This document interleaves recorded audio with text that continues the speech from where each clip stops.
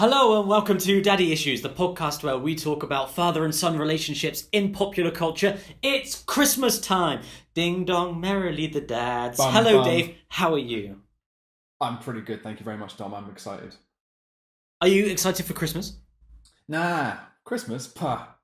Forget about it. I'm excited. Humbug. I'm excited because I got to watch a favourite film from my childhood again, and it was worse than I remember, but it was a nice blast from the past. Okay, what movie is that? Why don't you tell us? Well, today, Dom, and our dear listeners, we're here to discuss the Christmas classic. The one when we were talking about trying to do a Christmas movie that represented what we're trying to do here at Daddy Issues and really spoke to a father-son relationship, but it also had the seasonal element as well. The first film that came to my mind, and what should probably come to mind for most people, is the classic 1996 film Jingle All the Way. Jingle all the way. We've got Arnold Schwarzenegger. We've got Phil Hartman. We've got Jake Lloyd. Really, the star billing of this movie. Oh yeah, for sure. Yeah. What more could you ask for? Well, you've also got, don't forget, Mrs. Tom Hanks, Rita Wilson. You've got 90s comic icon Sinbad.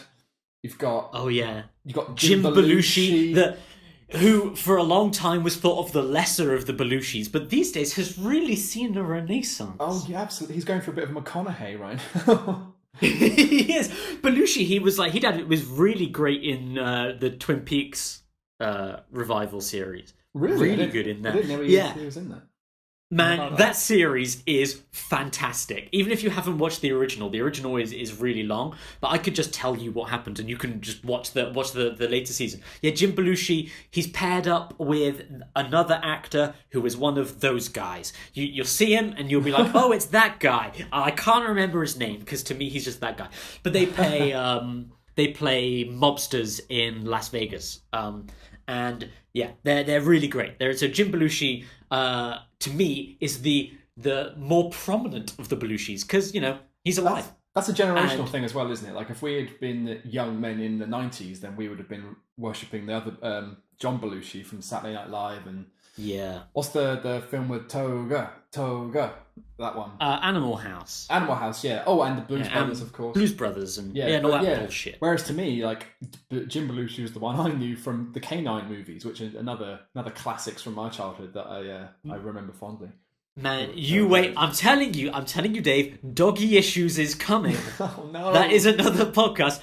Episode 1 of Doggy Style. K9 with Jim Belushi. Oh yeah. But that's not what we're here to talk about today. We're here to talk about Jingle All the Way with Arnie, with Anakin Skywalker. With Arnie and Anakin Skywalker. What more could you possibly ask for? Yes, exactly. But before we get on to that, what are your family Christmas plans this year? What are you doing with your dad? I will be going around Christmas morning to my parents' house out in the New Forest. So I'm looking forward to that. Dad will no doubt be in the kitchen cooking up Christmas lunch. It always tends to fall on him. I think he plays it off like it's a burden, but I think he really enjoys it. I think he likes being in the kitchen, and maybe also because it keeps him away from all like the chaos of whatever's happening in the rest of the house. Yeah. But no, he always cooks up an incredible feast. So I'm excited for that. Isn't it interesting that in traditional gender roles, you have that women as homemaker, cleaner, cook, these kind of things. Yeah. And then suddenly, when it comes to special occasions like Christmas or Thanksgiving or whatever, or barbecues, men are like, no. No, now that it is important that this meal is done correctly, I, who do not cook the rest of the time, am taking control. And I know that's not strictly true with your dad. No, he likes cleaning the kitchen generally. I think he just as much, or if not more. Yeah, it's the same with my stepdad actually. In the house, if my mum is cooking, it's like, oh God, we'll just do pesto because it is just pasta and a sauce. Whereas if my stepdad's cooking, it's like, okay, I've got these 300 ingredients, and you're like, oh my God, what is happening? Are you a mad scientist or what's about to happen here? So yeah, I guess that's I think as you know, as society is changing, men are going back into the kitchen, which is again is it's good because again women have for a long time been that horrible get back in the kitchen stereotype. But then you look at all celebrity chefs and like 90% of them are either men or women who have been in prison, like Martha Stewart. It's actually like a really male dominated industry is the cook, the TV chef. There aren't many that are women, and yet that's very strange. It's in role dichotomy to the traditional gender stereotypes of the home. It's funny, isn't it? Yeah. Which is like, so if you go out to eat food, you expect it to be cooked by a man. But if you're in the home eating food, you expect it to be cooked by a woman. And if you're out at a restaurant, oh, well, that's fine for it to be masculine. But at home, oh, please. I don't know, that's... But we're not here to talk about gender stereotypes. I'm sorry, Dave. You got me wondering now, as my brain was going off on one, like, oh yeah, that is now. Yeah, that's I wonder right. what that means. I wonder how that came about. No, let's get back on topic. Well, this film, I think, is actually a really perfect analysis for that kind of stereotyped masculinity. So, because we have two opposing fathers in this film, in Jingle All the Way. We have Arnold Schwarzenegger, and who is, the ultimate man, the man's man, Mr. Universe. That's how much of a man he is, Dave. He's not just a man, he's a universe. And then we have Lionel Hutz, Phil Hartman, playing a very different kind of father in this. But before we jump into analysing the fathers, this is one of your childhood movies. What's the movie about? The movie, this classic, this unforgettable masterpiece, is about Arnold Schwarzenegger. Time to drink water there. Yeah. I love that this strangeness in Arnold Schwarzenegger's career, where he would play men with very plain American names. And no one mentions the fact that he has a very strong Austrian accent. It's like, hello, my name is Howard Langston. It's like, is it? Yes. Are you sure? I love that. That is one of my absolute favorite things. Is in this movie is Arnold Schwarzenegger trying to pass off as a regular dad. Yeah, and it's like, yeah. There's that really great scene at the beginning of the movie where he's one of those American dads who works too much. But he's there on the phone doing all of these phone calls to people, right? Like picking up the phone call. And doing "You're my favorite customer," that whole thing. But it's like, in what world is Arnold Schwarzenegger passing himself off as like someone who owns a warehouse full of beds? Like, it just doesn't work. You're right. It's so bizarre. But then I read when we were researching about this, I read that that's what drew him to the film. Like, because he's obviously coming off the back of the 80s and 90s action movies that he made his name in. But then also like a slew of those 90s comedies that he's tried to sort of change his career around with. So he had like, I can't remember what order they came in, but there was like Twins, and there was Kindergarten Cop, Junior, and I think there was one more. I've lost what it was now, but in each one of those, he wasn't exactly playing a normal, a regular family man. Like in Twins, he's a genetically modified superhuman. In Kindergarten Cop, he's like a hardened detective. In Junior, he's a genius scientist. Yes. So this is the first time that someone went, we want you to play a dude. Because it's just a guy. He has a job and he has a family and it's Christmas and he needs to get a present for his kid. And he's like, yeah, okay, that sounds like something I'd like. Wow. My Arnold impression there just sounded like James Franco's impression of Tommy Wiseau in The Disaster Artist. Well, that in itself is a very self-complimentary thing for you to say. You remember that amazing adaptation? Yeah. Oh, but anyway, so yes, the plot of the film is, as you said, Arnie is a all-American dad who... All-American mattress salesman. Yep, exactly. Who he works too much, and he's not a bad guy, but he puts too much of his effort and energy into his job, so he ends up sort of neglecting his family a little bit, his wife and his son. And as it turns out, the one thing that his son really wants for Christmas is the action figure of his favourite superhero, Turbo Man. which is this super campy Power Rangers-y kind of TV show. Yes. Which is, I think the whole idea is that it's a complete send-up of the Power Rangers kind of kid shows. That's the one that's his son's favourite thing in the whole world, and all he wants is the action figure. But of course, Arnie has been too busy, he's been working too hard, and he hasn't done it. And this, of course, is the most popular, most famous toy in the whole world. So any parent who knew what they were doing bought it weeks ago, months ago, before Christmas. But it's the day before Christmas Eve, and Arnie still hasn't got his son's Christmas present. What a prick. Oh, what a terrible father. He's a terrible father.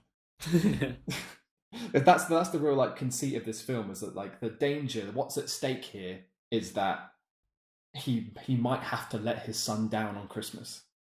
Which is in the grand scheme of things, isn't the worst thing in the world, but I think because it's a seasonal film, it's a Christmas movie, it's all about the spirit of Christmas, it's about giving your kids that magic. I guess if you're a parent of a small kid around Christmas, that is the kind of stuff that will make or break your life, and you probably feel like it's going to make or break your kids' lives. Like, what if they grow up resenting me because I didn't get them that doll they wanted that year for Christmas? Well, I mean that they talk about that with with his rival. So Arnie, yes, so Howard Langston is looking to get a Turbo Man doll, but he is not the only one. There is also a pirate mailman trying to do the same thing. Pirate mailman. Brilliant.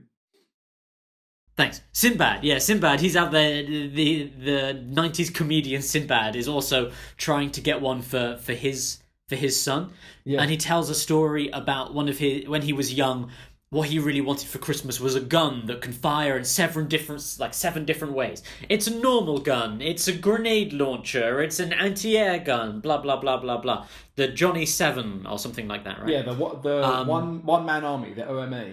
7 guns in one. Apparently that was a real toy from back in that era that they used to Why were toys, I think about this a lot these days anyway, but why were toys so much better in the past? Right, these toys sound amazing. And these days, I don't know, maybe it's because I'm not in the market for toys as much. Yeah. I don't know. Just because there wasn't as many of them, right? I guess it wasn't such a hugely oversaturated market, so people actually put thought and time into what would be cool and what would be great, instead of just being like, let's just fill the shelves, get anything out there, it doesn't matter. It costs us so little to make them, and we can sell them for such a high price. Let's just get it out there. There's less thought. Yeah. You would have thought it would be the opposite, where you would have thought that if there are 10,000 toys on the marketplace, you want to make one the one-man army gun, which is so cool that there's 10,000 other toys, but kids want your one. And Sinbad the pirate mailman wanted that when he was a kid, and he didn't get it, and someone else in his school did, and now the guy who got that toy is a billionaire, and that's the reason why, because he got Johnny exactly his one-man army gun. Yes, and Myron the pirate mailman, he's not even a good mailman. No, he tosses his mail out of his bag just so it would loosen some of alleviate some of the weight so he can run faster.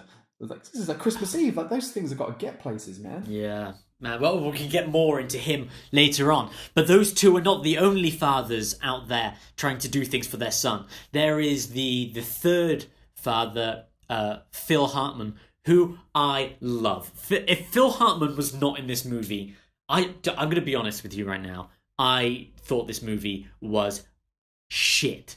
But if Phil Hartman was not in this movie, it would be unwatchable. Phil Hartman, it just makes this movie I can watch this. But if Phil Hartman's not there, man, do you think it's yes? I think I love he Phil is Hartman, the comic backbone of this movie. Oh, he's the only competent comic actor in it. There's no doubt about that. But yeah, no, I don't think he saves it at all. I don't pretend to like or love this film, and I don't expect I'll watch it ever again throughout the rest of my life. But it obviously has a lot of themes that we're interested in, which is something. But no, I've made no pretense that this was going to be an enjoyable watch for you, Dom. Had you not seen it before? If I've seen it before, it's 10 years ago on ITV2 or something, right? It's Yeah, Like I'm aware of the movie. I've probably it's the same as Last Action Hero. Like I've maybe watched like 30 minutes of it here and there, but I've never sat down to watch Jingle All the Way. Last Action Hero is great. Love that film. Hey, Last Action Hero is probably as great as Jingle All the Way. At least.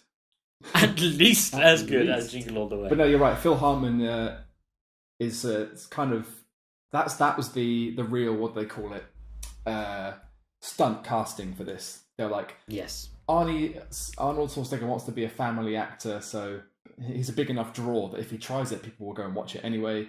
And but we probably need to get some real. If this is meant to be a comedy, we've got to get some real people in there. So yeah, they throw in Phil Hartman, they throw in Jim Belushi, and people like that. But I did read that before Sinbad was cast as Myron, they were considering Joe Pesci for that role, but they thought it would look too ridiculous because he's so much shorter than Arnold Schwarzenegger. So unlike Twins or Junior. Yeah, exactly, and probably it was a bit with too Danny similar DeVito. to DeVito, yeah. But then I think it would make more sense, like for Myron to be kind of physically just another dad, and they're kind of about the same size. That makes more sense. It makes the race and the competition a bit more even keeled, and it could go either way. And he doesn't do Arnie doesn't get to do that thing that he does in all those other comedies where he shows off the fact that he is in this universe and the strongest man in the world or whatever. Like, in Twins where he like lifts a car and stuff like that. Like there's none of that in this. He is just a dad who happens to do, as Phil Hartman's character Ted points out at the end, likes to do his bench presses. You can't bench press your way out of this one. That is a really great line. Which is weird because you don't see that part of Howard in this film. Like obviously he's Arnold Schwarzenegger, so it kind of breaks the fourth wall a little bit. You assume that the character must work out and be into being a big muscly dude because otherwise he wouldn't look the way he is. But because he's Arnold Schwarzenegger, we don't need to show the fact that he goes to the gym or works out in his garage or whatever. We just assume. Yeah. And so little nods to him. But then he does something else that nods to another one of his films. Doesn't he say, he's on the phone to Ted, and Ted is in his kitchen eating his cookies that his wife made. And he's like, put the cookie down! Yeah. Which is a really weird... That is brilliant. A week before you told me, let's do Jingle All the Way, I was just watching Phil Hartman clips on YouTube. And there was the interview with him and Conan O'Brien from 1996 when the movie came out. Oh yeah. And it's just them talking about this movie, and they showed that clip as like what are we going to see in this movie? And Phil Hartman is just sat there like I think he just doesn't give a shit, right? Like this is just something he's doing for the money or whatever. But I love that bit. I think that bit is so funny, where you've got Arnie is ringing to talk to his wife, to talk to ring home to say I can't get the toy or whatever. But Phil Hartman, who is the sleazy divorcee neighbor, he's there. He's a single dad, but he uses the fact he's a single dad to fuck mums, and that's like that's like the whole his whole like character trope is that they go earlier on. There's a karate class, and all the mums are there like, "Oh, Ted, you're such a good father. Oh, Ted, can you help me fix the light in my porch and stuff like this?" And he's all euphemism like, much. Yeah. And Ted's like, "I'm fucking all the mums in the neighborhood, bang, bang, bang," and the only one he hasn't fucked yet is Arnie's wife. So he is very much the there one that trying. He actually wants as well. Like he says, because he's the one he can't fuck. Yeah, it's like lots of women would give a lot to be in your position right now. Yeah. And so Phil Hartman is there trying to push a wedge between the Langston couple. So Ted is in the house with Arnie's wife, and he said, "Hey, why don't you go and have a shower and I'll finish up the cooking?" So Arnie calls home, and Phil Hartman picks it up, and Arnie's like, "Where's my wife?" And he's like, "Oh, she's in the shower. I can get her if you want," or something like that. Yeah. And that whole scene is just brilliant because Phil Hartman, like, he absolutely 100% knows the poison that he is spewing, but he says it in such a way that is like, "I'm just being a good neighbor," right? It's Like you could put a twist on this film, a real dark twist, like the sort of film that Robin Williams sort of did in the early 2000s, where you take this entire premise, but then turn the character of Ted into a psychopath, and that's a real seedy, creepy kind of home invasion kind of character. That could work. I would watch that. Imagine if Phil Hartman had done it too. Oh, yeah, wouldn't that have been brilliant? What a way to turn to put a sort of a twist on his career to do that creepy thing. That's what so many comic actors do nowadays. Like Jim Carrey has done it, and Steve Carell has done it, and yeah. Like I was just saying, Robbie Williams, Robbie Williams, the Rock DJ guy. He's turned into a bit of a creep. I don't think that was a career move. Look, that Rock DJ video was fucking terrifying. Now we're on the subject of Christmas. I remember for Christmas one year, it could possibly have been my birthday. I don't remember when Rock DJ came out, but it was either Christmas or my birthday. I was given the single for Rock DJ, right? Now, do you remember the video for Rock DJ? I actually do remember it quite well, yeah. Yeah, this is a music video from like 1998 or something. And in this music video, he rips the skin from his body. Yes. In the uncensored version. I remember like they released it as a full video, and then obviously parents kicked off like, this is messed up. So they recut the video that left that bit out. And then after that, you couldn't really find the original version anymore.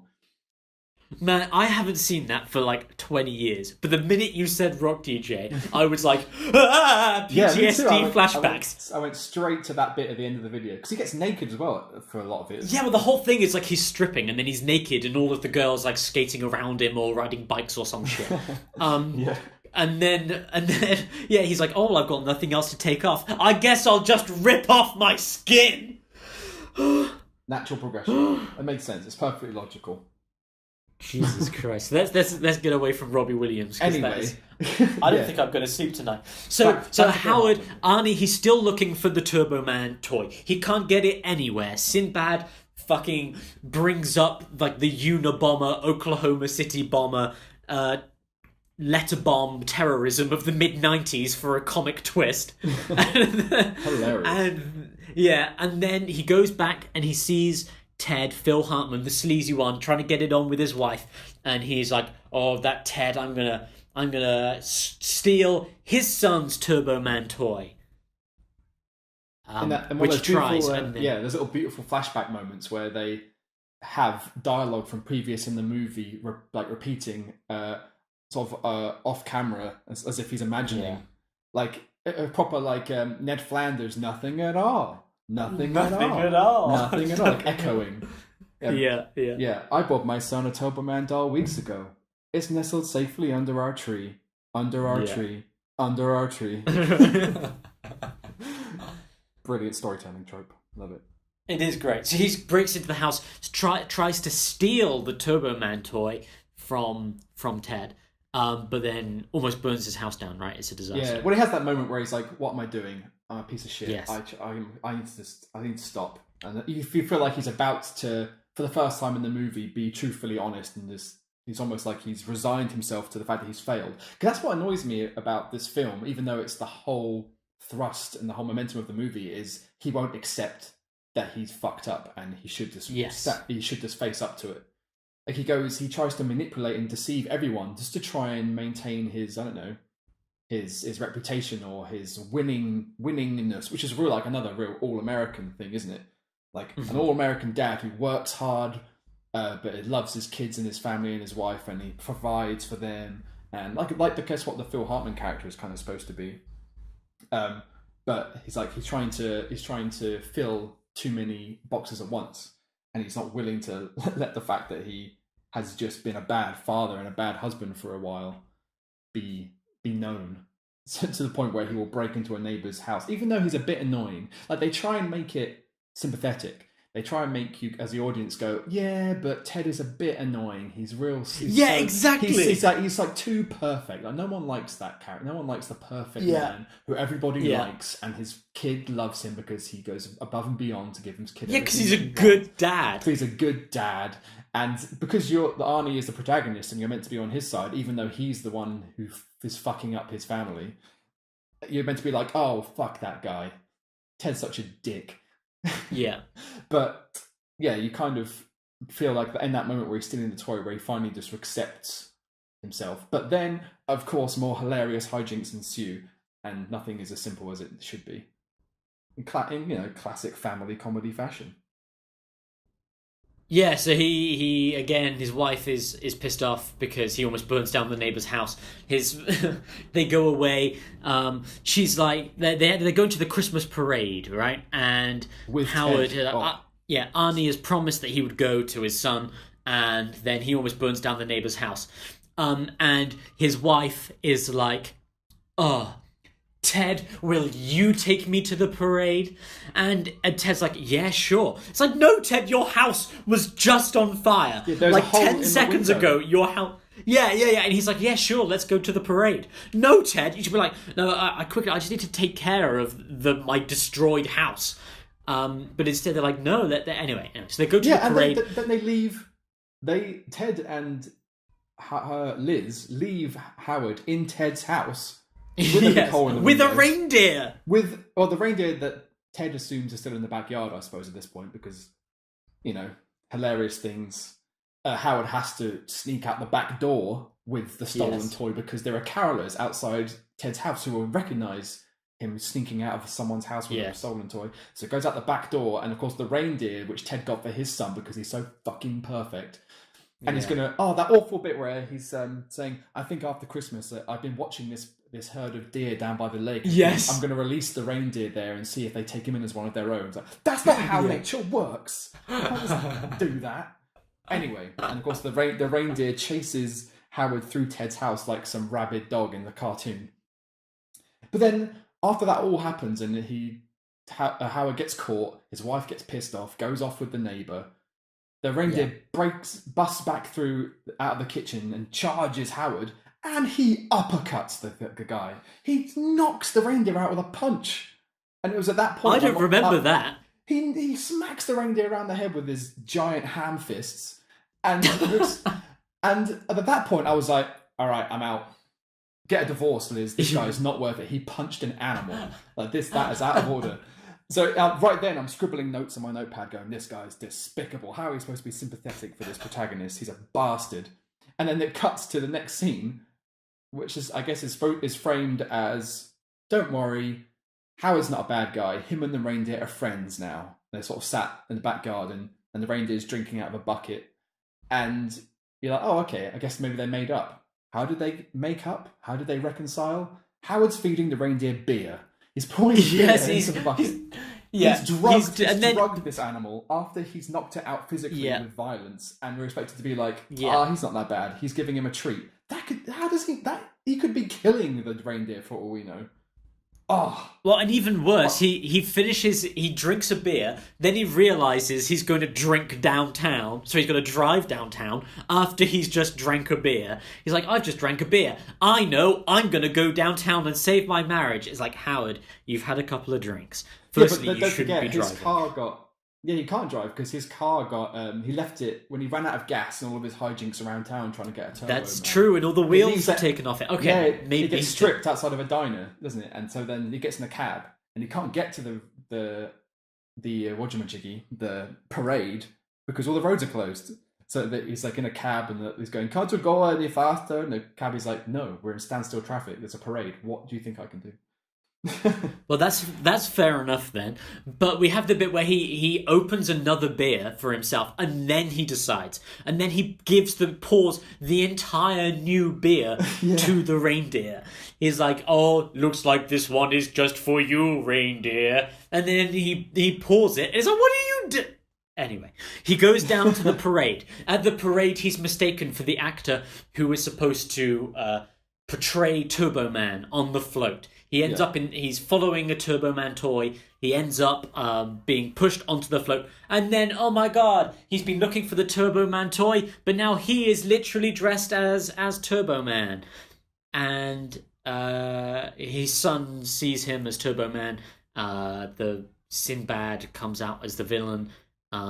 He beats the villain, and then he gives his son a toy.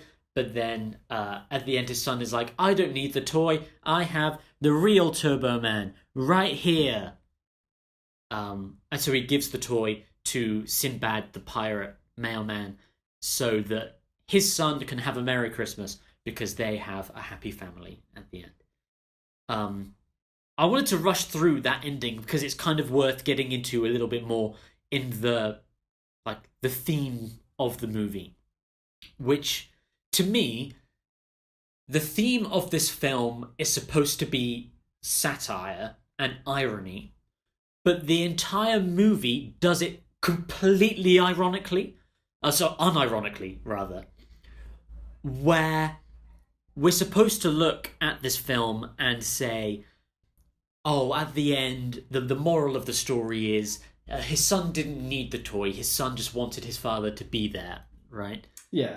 But that's not the moral of the story. The moral of the story is his son didn't want the toy because his dad was dressed as the superhero. If Arnie hadn't dressed up as Turbo Man, it would have been a shit Christmas.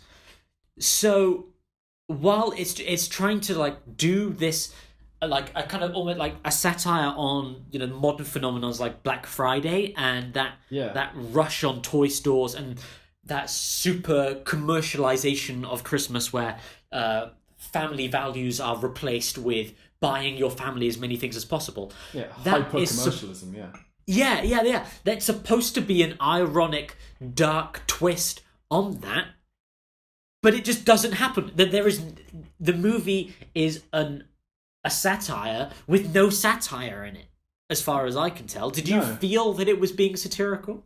No, not at the time at all. Like it makes the occasional joke at the expense of capitalism and this hyper commercialism that surrounds the holidays, and even to the point where they make a little joke about a toy store employee getting trampled when he opens the toy store at 9 a.m. in the morning. And he's got that hilarious slapstick comedy boot print on his face. So yeah, but people have actually died being trampled at Black Friday sales and pre-Christmas shopping and stuff. Which I guess then maybe those kind of stories came after this film was released, but I guess with time things can seem a little bit more messed up, and comedy ideals kind of change, and political correctness kind of changes, and etc. And when it comes with hindsight, you can take things as they are. But no, I think with satire, what you kind of need a payoff. You need a punchline. Like it's fine making jokes at the expense of something that's kind of wrong with society and about human nature and the values that we have around capitalism and materialism. But then if the ending of the movie is to me the end of the movie isn't he doesn't need the doll anymore because he's got his dad back. To me, like you said, the ending of the story is he doesn't need the doll because he got the greatest doll ever. Like it's instead of having he got Arnold Schwarzenegger. Yeah. Instead of having the doll that all his friends got, instead he's got one that's way better and bigger and the actual Turbo Man. Like it's still materialistic and it's still shallow. So I think they try. Like I don't think this film's completely misguided. I think they try with like the kid giving the doll to because I think with that kind of competition between Arnie's character and Sinbad's character, there's kind of a bit of a classist thing going on there where Arnold is a successful middle class businessman, nicely dressed. He's got the perfect house and a nice neighborhood, and he's got the nuclear family and all that stuff. And his direct competition on the materialistic side of things, in this way with the chase for the doll, is a working class postman who's also black. I don't know if we can read too much into that, but there's a moment where Myron says to Howard, "Me and you are the same. Like we're going through the same thing. We're both dads. We're both trying to do our best for our kids, and we're both struggling. Why not we team up? Let's work together. Let's pool our resources, and we'll be successful." And Howard has this kind of scoff and look of disdain, like, me and you, we're not the same. Don't offend me. So I forgot where I was going with that. I get it. I got all caught up in political divides there, and now I've forgotten my point. Yes. Now we're talking, Dave. Now we're getting there. But getting into your wheelhouse now. So you're exactly right. Like that is the exact way the movie plays out. It is upper middle class versus working class. It is pretty much white versus black as the movie goes on, because you could say what you will about how class and race interact, especially in America. But in this movie, it is literal. There are only 2 or 3 times that Sinbad will make a reference to being black in the film, but he does mention it once or twice. Right towards the beginning as well, right when you're getting an introduction to his character, everything he talks about is about being black. I did read that Sinbad improvised a lot of his own lines, and I imagine maybe him being a comedian, maybe a lot of his material in his comedy was based around being black and American and all that, and he was just kind of filtering that into his character in the movie. Yeah, I know, like when there's that scene where they're chasing after these bouncy balls that are supposed to be like a lottery for who gets a Turbo Man at this toy store, and when he gets trampled by all these other shoppers because he's got one, he shouts, "Rodney King! Rodney King!" Yes. And it's like, didn't Rodney King happen in the 90s, or is that? Yeah. So that's a pretty dark reference. 80s, yeah. Was it the 80s? Yeah, it's like maybe it's a decade later, and he's in a family movie based around Christmas presents. He's referencing something that didn't effectively began the chain of events that caused the LA riots in the early 90s. Yeah. So that's a strange. And there you go, 91. Yeah, 91. 91. Yeah, so barely 5 years since that happened, and here he is making jokes about it in an Arnold Schwarzenegger Christmas movie. Yes, well, that goes to speak to the commercialization thing, I guess, where you can bring these things up and it's just going to make money at the box office. Like it's touching on a serious aspect of American racism with 0 consequences. But there is, I don't know. I think we can like move from Sinbad to comparing the fathers in general. So we have the 3 fathers, Arnie, Sinbad, and Phil Hartman.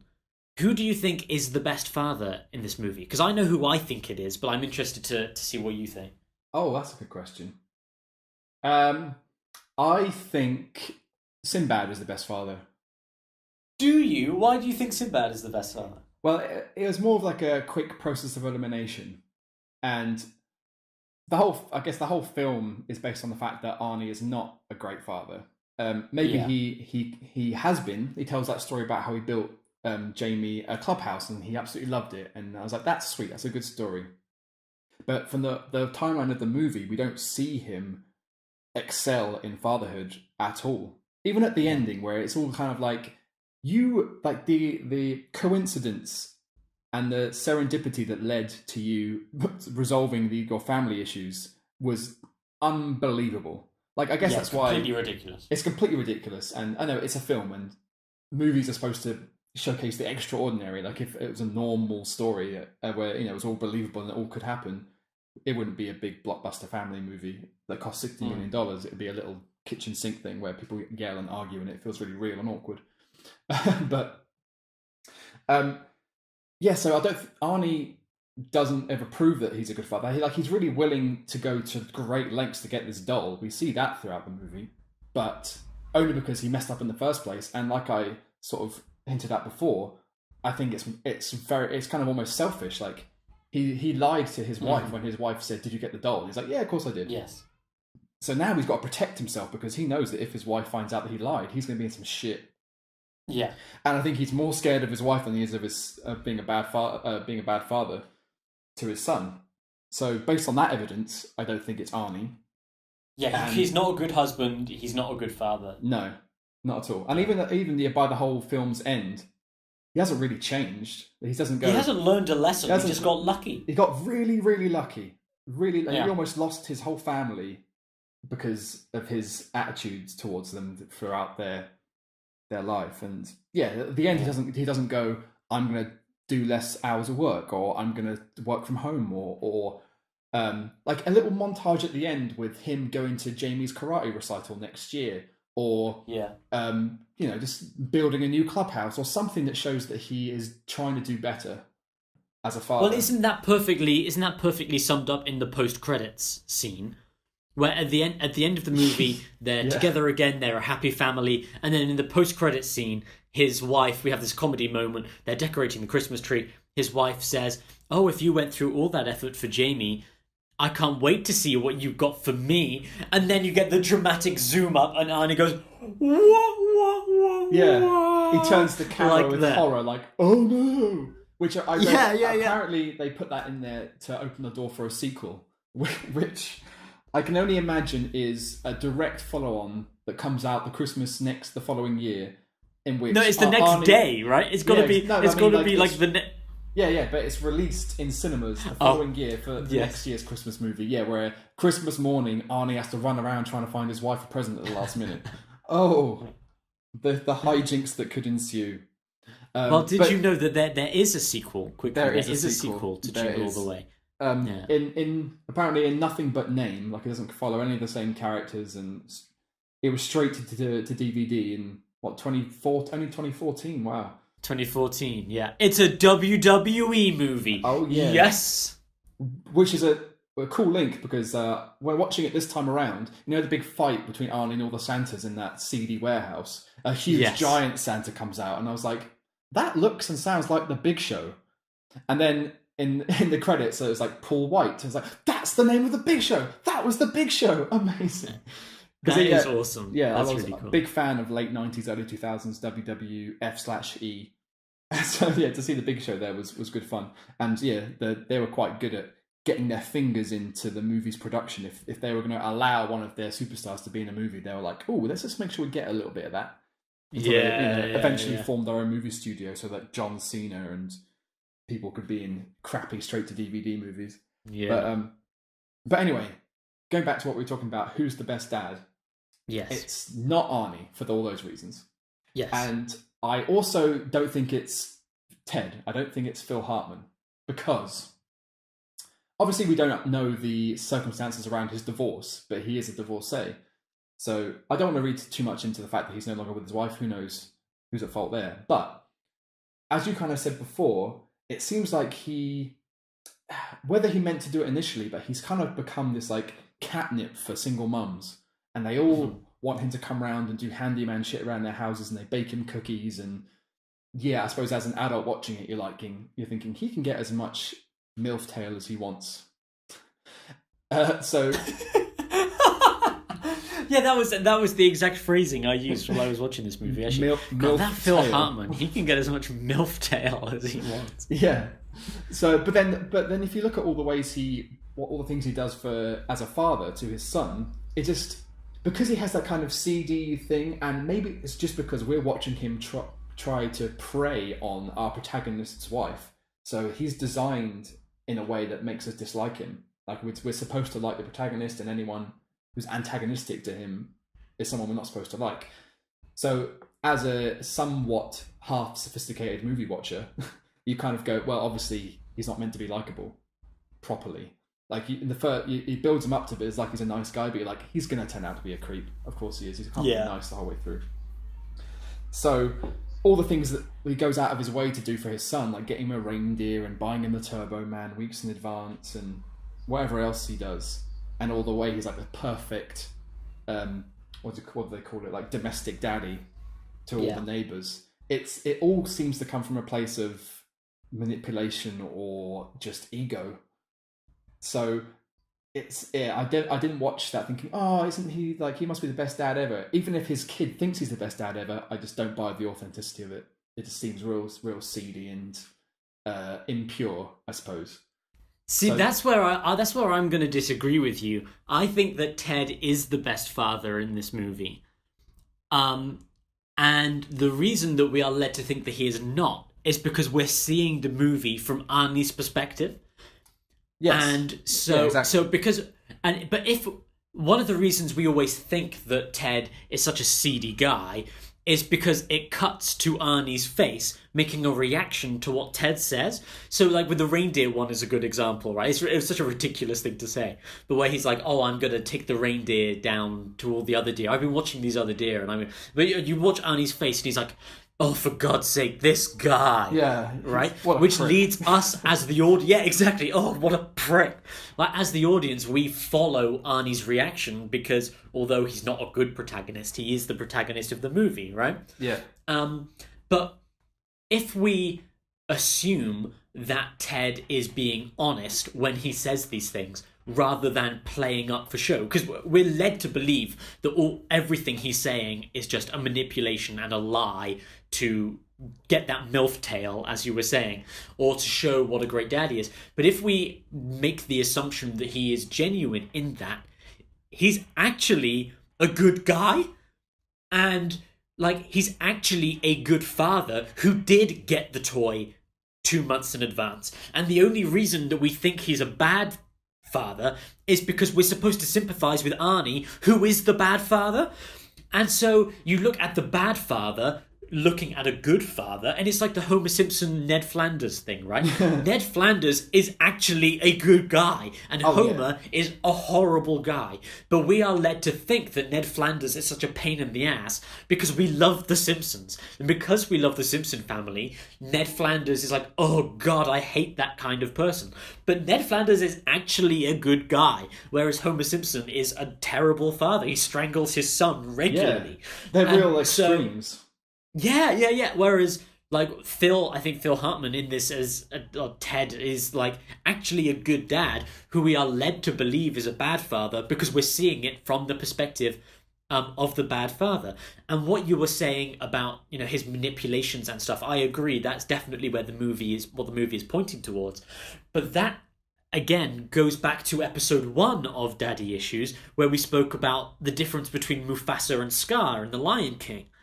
And we said Mufasa is this bench-pressing lion, like that alpha male figure who dominates through his physical presence. Whereas Scar we perceive as the villain because he's weedier and more manipulative, and he plans things, he thinks things through, whereas Mufasa just acts on his physicality. And we see that at the play in Jingle All the Way again. Arnold Schwarzenegger is the hero because, despite being Austrian, he's the all-American father. Yeah. Whereas Phil Hartman, who is the smaller guy, he's the one who spends his time actually thinking about his son. We see him as the villain of the piece because, he's not doing things in the physical, straightforward way. He's doing things, he's thinking about things. He's making plans. Where he got a reindeer because he was thinking about his son in advance. What a schemer. It's that same kind of masculinity dynamic that we were talking about before, right? A man is someone who acts on impulse. He runs, he chases a bouncing ball through a shopping mall. He, fights Sinbad, the postman pirate, and flies on a jetpack at the end of the movie because that's what men do. Whereas Phil Hartman, who is actually a good dad throughout the movie, and he makes one mistake where he tries to kiss Rita Wilson, and that's definitely a seedy dad thing. That's that's not him being a bad dad. That's just him being a shit guy. But if we remove that, that's the only bad thing he actually does in the movie. Which is why I think that it's that different tale of masculinity that shines Ted in a bad light because he's not the man's man, whereas Arnie is definitely the man's man. And Sinbad, I don't know. You think Sinbad is the best father? What's your case? He's the one who I have any sympathy for. I don't have any sympathy for any of the other ones. Well, the other two. And just going back to Phil Hartman briefly. Oh shit! I forgot what I was going to say. No, victory is mine. Okay, let's leave Phil Hartman alone. And move on. We'll come back to it. If I remember, I'll come back to it. But yeah, Sinbad is the one that I have sympathy for because, as we said before, he is the one who seems to have the hardest life. Yes, he's not some middle class white American who can, afford to give their family everything, and a reindeer, and where Ted can afford to give everything to his son, and he does. Fair enough. Yes, Arnie can afford to give everything his son wants, but he doesn't because he's a bit of a fuck up. But Sinbad is a guy who actually seems like life is piled up against him and he's just trying to do his best. And he's obviously a little bit imbalanced. He's obviously got a few issues with the rants that he goes on. And The terrorism, the domestic terrorism. The accidental. He's a terrorist.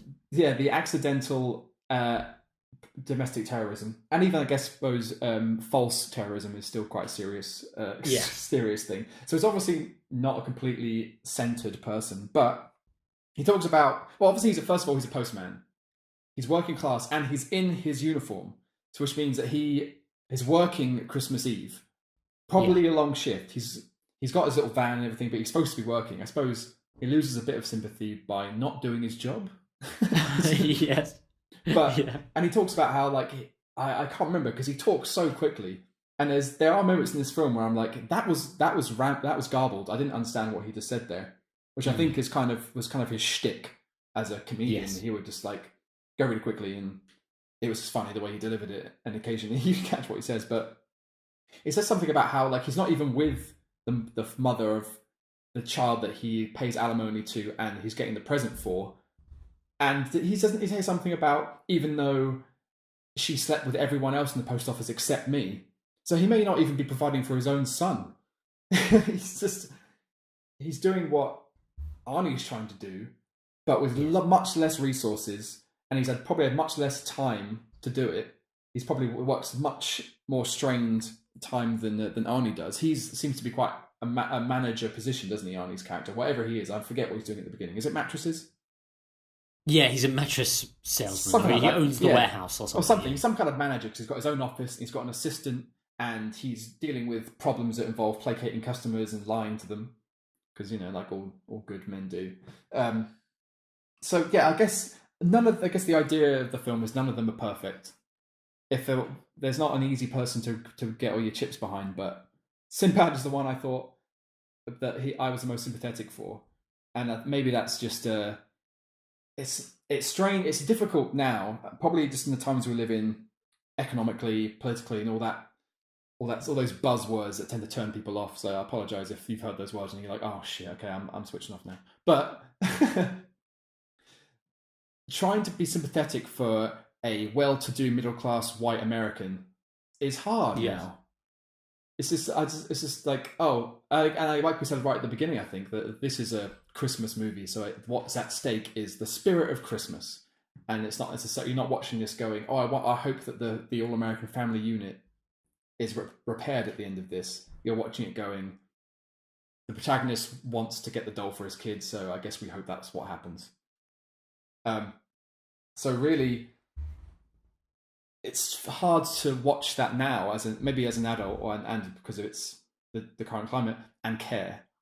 I don't really give it. I don't care if a manager of a mattress warehouse forgot to get his son the present that he wants, which he could have got weeks ago.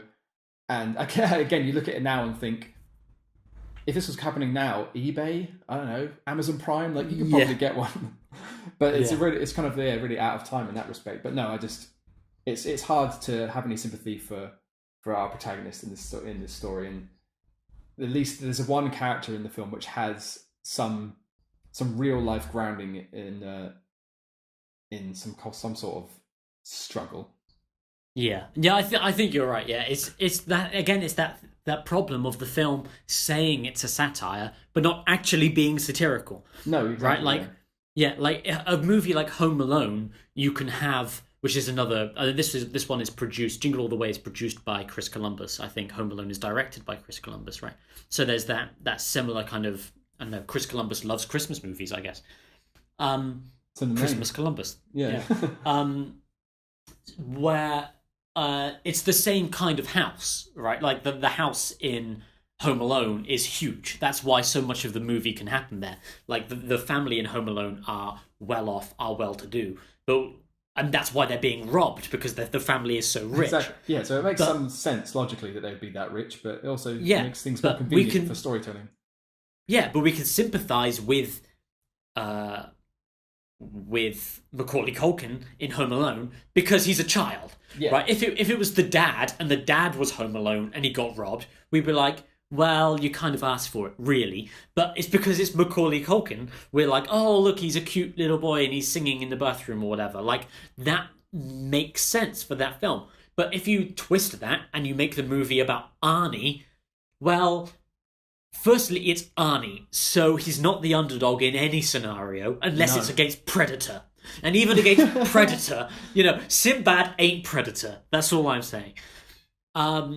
So that would be a more interesting twist, I think. Jingle all the way to the chopper, the Christmas Predator movie. I would watch. Oh my god, that would be amazing. That would be good. And I'm in it with the title alone. The title. Thank you. Thank you. Thank you very much. But the person that we should really sympathise with in this movie is delivering his best on-screen performance, Jake Lloyd as Jamie Langston. Woo, woo, woo. Our boy, Jake Lloyd, man. Jake if we're Lloyd. talking about, my boy Jake Lloyd, if we're talking about someone that I sympathised with as a kid and then later grew up to be like, why? Then this is the guy, right? This is me. When we spoke about like Simba and the Lion King and how we used to see ourselves as Simba, this is the guy, right? If I saw myself as anyone as a kid, it was Jakey Lloyd. Yeah, at least this one you can relate to. Like he's not a obnoxious little prince prick. He's actually just a fairly humble, down to earth little kid. You're right. Yeah. He should really be who we see the story through. Yeah. Now that's what I call Christmas.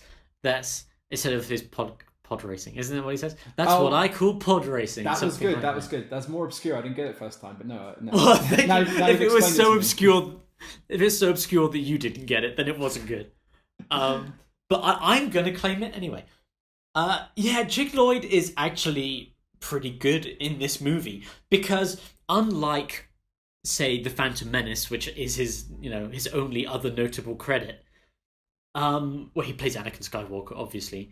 This movie makes sense. What he has to say makes sense.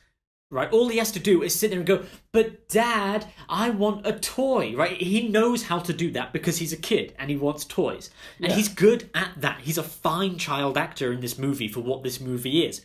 But then you stick him in the Tunisian desert talking about a film franchise that was made 20 years before he was born.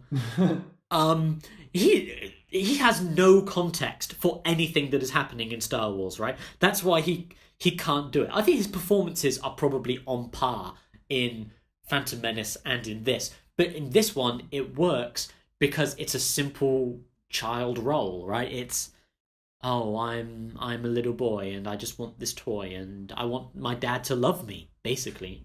Yeah, I think that should be much easier for him. But I don't know, I watched this going, oh, that's not great. Like he kept looking away, like he was forgetting where he was and trying to remember his lines. I don't want to shit on Jake Lloyd. I love Jake Lloyd. I like Jake Lloyd as well. He's had a tough time, and I sympathise with him greatly. But no, I won't agree with you exactly, but I don't think it really matters when you're comparing performances between Jamie Langston and Jingle All the Way and Anakin Skywalker in The Phantom Menace. We're not exactly trying to decide between a deadlock in the category of best supporting actor. No, that's fair. Well, so he was he was 6 years old when he did this movie, right? No, when he filmed this movie. He can't have been 6 years old. He was born in 1989. The movie came out in 96, right? So yeah, it would have been. So assuming it took around a year, so he's 6 or 7 when he makes this movie. Wow, yeah. Like, I could not have put in a better performance as a 6 or 7-year-old. Who as a 6-year-old is putting in a better performance than that? So yeah, I mean, he's a child actor. Macaulay Culkin. I think it's, when did Home Alone come out? It's before this, right? It's like that's 93. 93, yeah. Oh no, yeah, 90. So I think, I think you're right. 1990. Yeah. So again, this is a Columbus joint, and so Columbus, like, he's coming off the back of Home Alone, the success of Home Alone, working with these child actors, but Jake Lloyd isn't Macaulay Culkin in that film. Like, he's just not. No, and there's a reason that he didn't turn out to be such an iconic child actor as Macaulay Culkin was. Yeah. But I think he in this role as a son, I think he does a great job. He just wants his dad to be there, and his dad isn't there. To be fair, it does fine throughout. And actually, I sat down to watch this movie, not expecting it to affect me in any emotional way. Like, it doesn't really have the chops for that. It's not built to hit those kind of notes. It's at least not as an adult viewer. But there is that one bit where Arnie is dressed as Turbo Man on the parade, and he's got to pick out a kid from the audience who's going to give the limited edition Turbo Man doll to. And he's scanning. Yeah. He's obviously scanning for Jamie. He spots him and he points at him. And then Jamie and his fat friend are both arguing about who he's pointing to. He's pointing at me. No, he's pointing to me. And then the guy, the PA guy, cranks up Turbo Man's microphone and he goes, "Jamie!" And Jamie goes, "He knows my name." I got chills. I actually was like, "Oh my god, that's really exciting." He sold me on that surprise and this is the greatest thing that's ever happened in this kid's life, and I believed it. It's like, well done, Jakey boy. Yeah, I'm gonna give props to old Jakey L for this one. Okay, well, I think we can start to round up a little bit. Just a few other bits of trivia. Sinbad was supposed to audition for this movie, but missed the audition because he was with Sheryl Crow and Hillary Clinton in Bosnia. Wow, what was he doing there? That's just a random piece of trivia. And then the final thing quickly to talk about, I think it's not necessarily the father-son relationship or what makes any of them a good father, but the technology that went into making a functioning Turbo Man suit for this Christmas parade. Yes, now, they have a working jetpack. Yes, everything that Turbo Man, the superhero, can supposedly do, the suit for this Christmas parade can actually do. That is insane. Yeah, he has a fully functioning jetpack that flies pretty consistently for around 2 minutes. He has like an actual thing that shoots discs out of it or something. Pretty accurately as well. It cracks right in the head. Yeah, it does. And he's got like a boomerang, like a functioning boomerang thing. Arnie never at this point there is no suggestion in the earlier language of the film that Arnie knows how to throw a boomerang. So we have to assume that the technology of this boomerang actually works. Do you think the director thought, wait, he's Austrian. That's where boomerangs come from, right? Of course he knows how to throw a boomerang. And they're like, "Psst, that's Australia." Koalas and boomerangs, my favourite Austrian. But why is this movie about anything other than the functioning jetpack and superhero suit that they have? The implications of the technology of that. Why are they wasting it on the Christmas float? Are you insane? But you do get this impression that this is a brand new prototype, because the only reason Arnie gets mistaken for the actor who's supposed to be playing Turbo Man in the parade is because they had to get somebody in at the last minute who they barely know, because the original Turbo Man actor for the parade was in some sort of horrific accident involved in rehearsal. Yeah. But good news, he's actually shown some signs of brain activity this morning, so thumbs up. That was funny. Yeah, that was funny. But that doesn't vibe with the rest of the point of the theme of the movie, right? Where the whole idea is that these toys are cheap, and the show that it comes from, the whole point of the show is that it's a cash-in for the toys. And it's that thing with Power Rangers, exactly, or Cabbage Patch Kids or whatever, where the Power Rangers, the show existed to make toys of it. Transformers is another perfect example. Or even Ninja Turtles, or any of those 80s cartoons, or He-Man. He-Man, they made the cartoon of He-Man because they had the toys of He-Man and they wanted to sell the toys. And it's the same thing. Transformers is the same. They had the toys of the Transformers, so they made a cartoon to sell more toys. Well, that's what we assume going forward with Turbo Man, because that's kind of how it's laid out.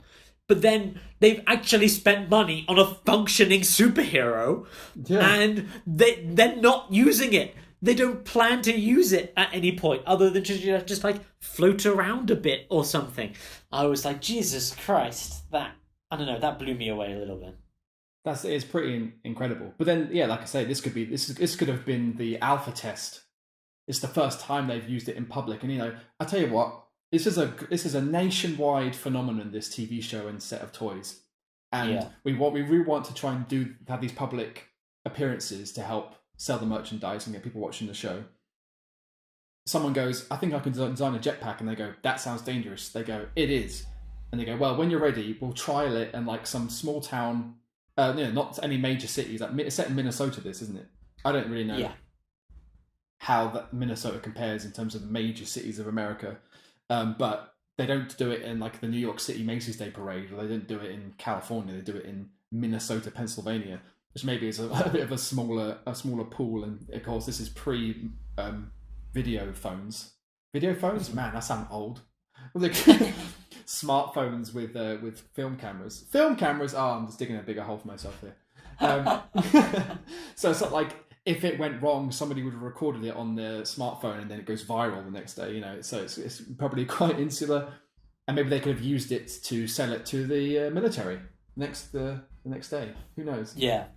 That's what I want to see. Like, scenes we'd like to see extended, or maybe an epilogue where some general is sat watching the parade on TV, going, "Get the president on the phone. Get me that Turbo Man," like that.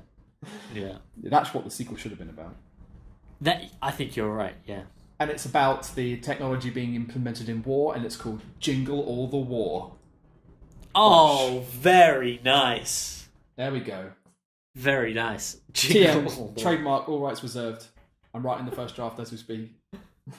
Can we have Predator in it? Can we get a cameo from Predator? Yeah. Jingle all the war to the chopper? No, I went too far. I'm sorry, I take it back. I rein it in. Imagine if it turned out that Jingle All the Way was actually meant as, an in-universe sequel to Predator. And that the whole movie is, after Predator, what's his name in Predator? John something. They're always called John, aren't they? It's not John Matrix, that's in Commando. It's something like that. Yes, that's Commando. Johnny Bicep or whatever. John All-American. Yeah. I'm gonna find his name because this is gonna really bother me if I. Well, no, I get what you mean. Like after the events. Sorry, it's not. Yeah, it's not John. It's Dutch. Dutch, of course. Dutch. Yeah, Dutch. Why is his name Dutch? He's a German playing an American. Why confuse things? Anyway, cool, hard guy military nicknames. Yes, like Poncho. Poncho. He's got to be the Native American one, right? Yeah, I think he might be the Mexican one. Mexican. You're right. Like, Dutch comes back from the jungle after the events of Predator, decides, I've had enough of this shit. So he settles down, gets a job, starts his own mattress company, and it grows and grows in size, and he becomes less and less involved with his family. And maybe what we're missing, what was cut from Jingle All the Way, are the flashbacks, which have distracted him from being the all-American family man that he's supposed to be, because he's been having nightmares about his encounter with the Predator years before. Yes. And that's why he doesn't give up, because he's one of those commandos. They don't give up. Yeah. And that's why he's still hench, and because he's got into that habit when he was training for the Marines, and it's hard to break it. See, there we go. Perfect. Now, if we watch these movies, it goes Predator, Predator 2, Jingle All the Way. Okay, and maybe Sinbad is in some way related to Danny Glover from Predator 2. I don't know. We'll tie it in. There's got to be a way to tie it in. All right, I think that kind of brings us to the end of Jingle All the Way. Are there any other father-son Christmas recommendations you might have? Actually, yeah. Just a few weeks ago, I stuck on. I was wrapping Christmas presents, and I thought, let's put on a Christmas movie in the background. One that I've seen a few times, I don't necessarily have to pay attention to. So I stuck on Jack Frost, starring Michael Keaton and some kid, and Mark Addy, and who's the lady? I can't remember her name. It was Kelly Preston. Kelly Preston, Mrs. John Travolta. Thank you very much. And also, most excitingly for me, because I saw this film when I was a kid a lot, and then I hadn't seen it really as an adult that I can remember. But I found out a few years ago, or rather I was reminded, that one of my all-time heroes, if not my number one icon and idol in my life, Henry Rollins, is in Jack Frost. as yeah. as the ice hockey coach. And I was like, oh yeah! I went to see Henry Rollins do a stand-up show some number of years ago, and he was talking about the movies that he's been in, and basically he would, whatever he gets offered, he just says yes to because he dislikes doing stuff. So that's a similar thing with the hockey coach. That no interest in hockey or whatever. It's just I'll do it. Sounds fun. So I always planned on watching it again. So I stuck that on a few weeks, 2 weeks ago, maybe 2 weekends ago, and there were some father-son moments in that actually choked me up. I was at the time I should have thought to mention it to you. Maybe we could have done our Christmas episode on that, but that's heavy. Even though the conceit of it is that Michael Keaton is a walking snowman.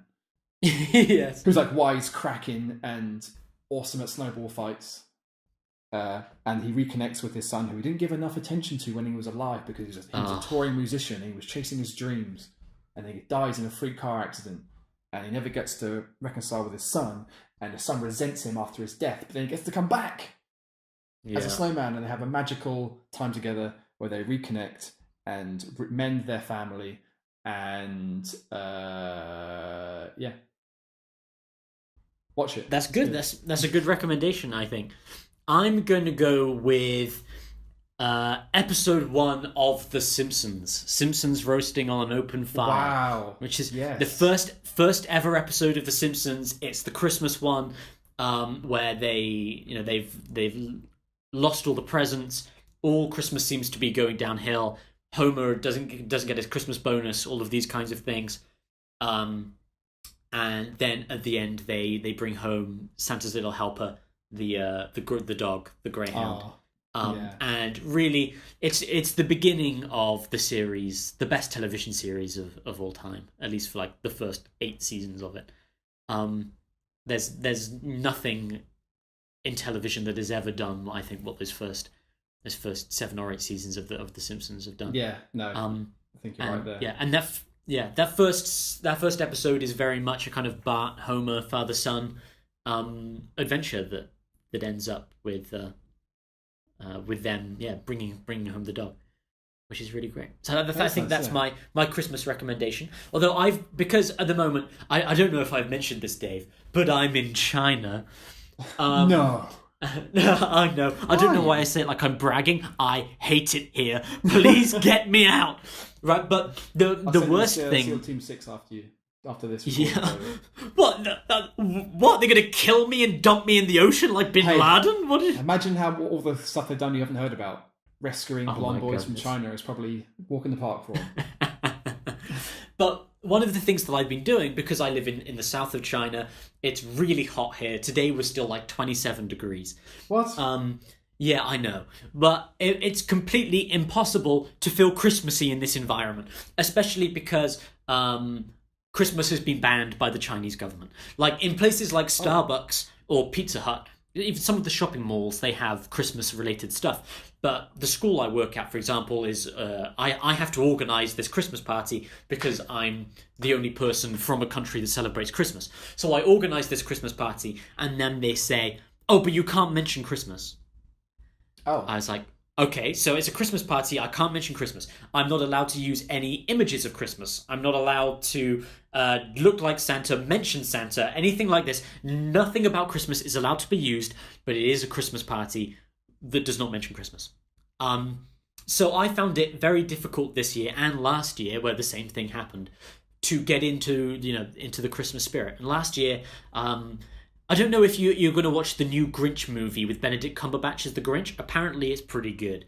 But the whole point of that movie is that in the new Grinch, the Grinch was just left out of Christmas, and he was alone on Christmas, and because of that, he resents it and hates it. And I was listening to this review like, that was my Christmas last year.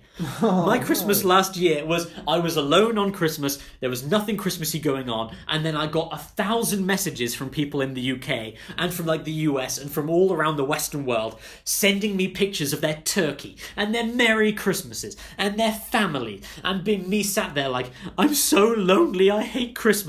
So this year, Dave, I've gone all out. I've started a cliche Christmas countdown. Every day I listen to another Christmas song and I watch another Christmas movie. So for the last 10 days, I've been going through Christmas music and Christmas movies to try and get myself into the spirit of Christmas. How's it been? Has it been effective? At different times, yes and no. Okay. But today I watched Die Hard. Oh, of course.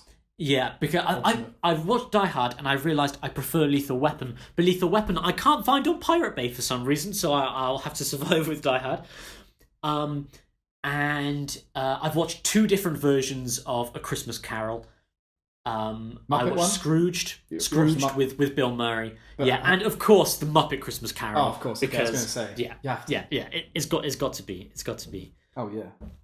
Yeah. So I've got 3 days left. So I've got 3 more movies. Do you have any recommendations for movies to watch? Christmas movies for 3 days. Oh well, to go? I don't know. I'll give it a go, and if you tell me you've seen them already, Okay. Christmas movies. Kiss Kiss Bang Bang. Bit of an off. I haven't. But it's Shane Black, right? So Shane the Black. same way. Yeah, the same way he all of his movies are Christmas movies. Exactly. Like So you can't go wrong. Lethal really. Weapon, Lethal Weapon, Predator. Is Predator in Christmas? But yeah, no, you're right. Lethal Weapon, Kiss Kiss Bang Bang, Iron Man 3. Yeah, he loves Christmas for some reason, and the guy loves Christmas. You can also go back to The Last Boy Scout. I think that's set in Christmas too. Okay, But yeah, of those, Kiss Kiss Bang Bang is not only one of my favourite films anyway. I love Shane Black, but that's a good one. So if Die Hard you count as a kind of an alternative Christmas movie, I suppose that falls into that bracket. There's that. The only other one I can think of right now. Good luck finding it. It's called Santa's Sleigh. But Sleigh is spelled S-L-A-Y. Yes. And it's about it's a sort of a slasher movie where Santa is and always has been a demon who lost a bet with an angel or something thousands of years ago. And the penance for that bet was he has to be jolly old Saint Nick and give presents to kids and whatever. The film is set in the present day when that bet runs out, and he can take out all of that thousands of years of pent up aggression and homicidal tendencies, and he just wipes people out.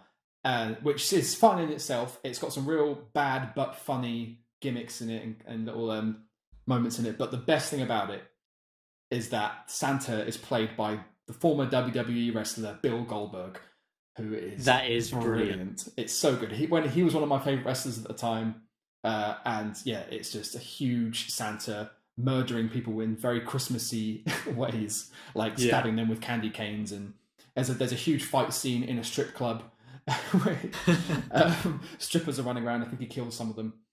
It's good fun. And the only real joke part that I remember is in that scene where he's about to use a stripper pole as a weapon. He goes to grab it to rip it out and swing it at somebody, but he hesitates, leans over, grabs a bottle of disinfectant, sprays and wipes the pole down first, and then grabs it and uses it to murder people.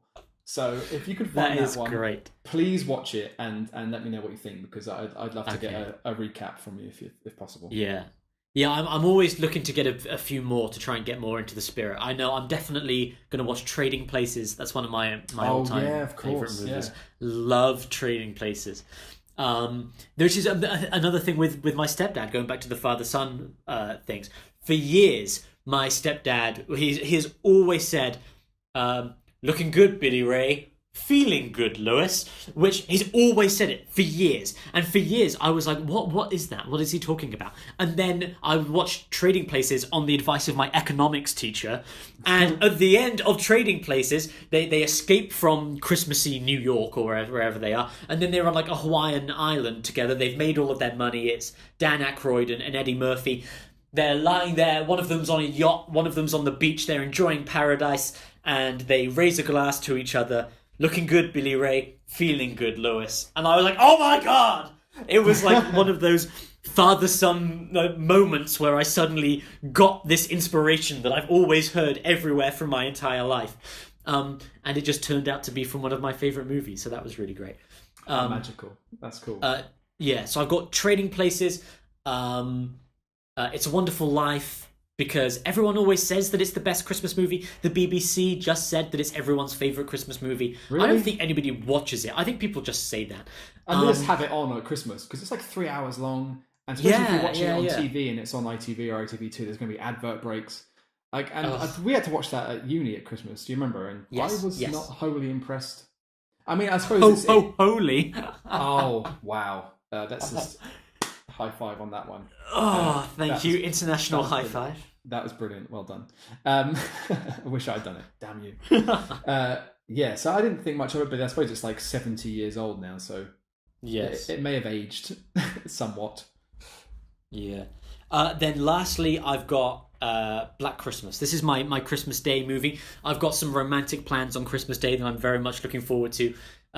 Topping it off with Black Christmas from 1974. It's like the precursor to slasher movies. One of the first slasher movies before Halloween, way before Scream.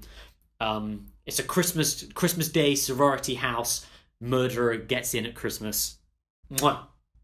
Sounds that's going to be peachy. Oh yeah, that's going to be a pretty perfect Christmas, I think. You can't beat that. Okay. You can't beat someone murdering sorority girls on Christmas Day, I think. Christmas Day, no. Yeah. Perfection. Okay.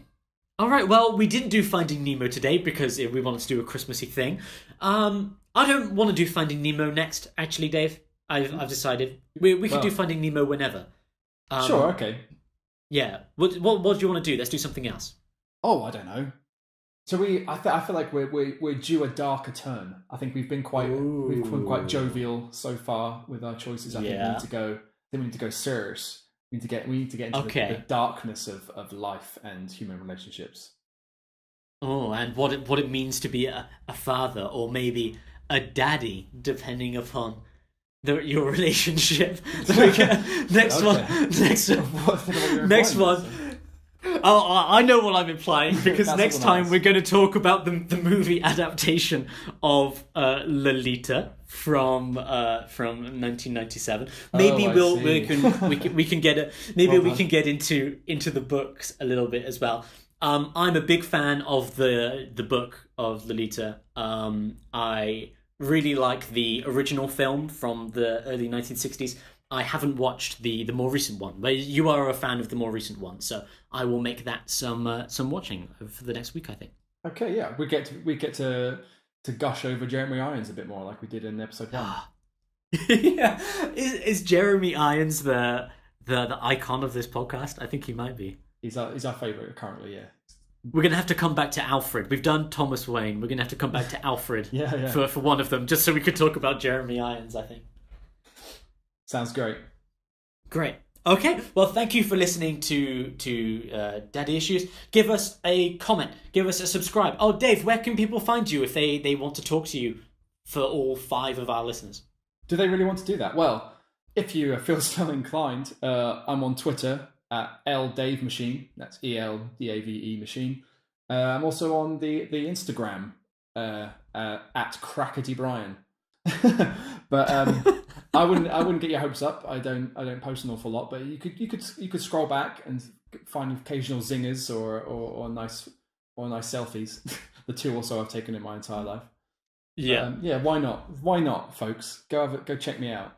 See what happens. I agree. Check him out. I am not on any social media because I suffer from anxiety and depression, and it wasn't helping, so I got rid of them all, especially at this Christmas time where other people's happy Christmases make me feel worse. So, no social media for me, but please, give us a like, give us a subscribe, give us a comment down there, and have a Merry Christmas. Very Merry Christmas. Ding dong merrily on high. Something, something, something. Quickly before we go, I have one more question. Why is this film called Jingle All the Way? Like, what does that even mean? What has Jingle All the Way got to do with the plot of the film? Well, Jingle All the Way to what? Yeah. If it's not to the chopper, what is it to? If it's not to the chopper, then what's the point? But like, did they just grab? They just cycled through some Christmassy phrases or lyrics from Christmas songs and thought, has anyone else done a film with this title yet? And just went through them, checked them all off, and was like, how about Jingle All the Way? And everyone's like, I can't think of a film called Jingle All the Way. And like, boom, done. Right, let's get going. And did that happen at the beginning? Was that at the head of the script, or did that happen right at the end when they're like, shit, we need a title for this film? The working title has been Arnie Goes to Christmas. We should probably change that. Anyway, that's just all I wanted to say at the end. That's a perfect little addition. I like that. Well, I feel better for getting it off my chest. Actually, thank you.